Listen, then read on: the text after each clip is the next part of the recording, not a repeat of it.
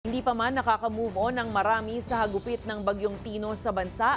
Panibagong binabantayan naman ng Pag-asa ang isang potensyal na super typhoon na posibleng pumasok sa Philippine Area of Responsibility sa katapusan ng linggong ito. Ayon sa Pag-asa, kasalukuyang isang tropical depression pa lang ito na may layong 1,985 kilometers silangan ng northeastern Mindanao. May hanging umaabot sa 55 kph at pagbugsong aabot sa 70 kilometers kada oras. Kumikilos ito pakanluran sa bilis na 20 kph.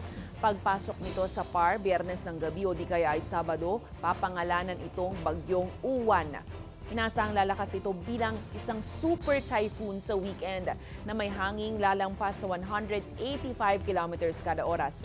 Ayon sa Weather Bureau, mas lumalakas ang posibilidad na maglandfall ito sa bansa, bagamat hindi pa tiyak ang lokasyon at oras sa ngayon.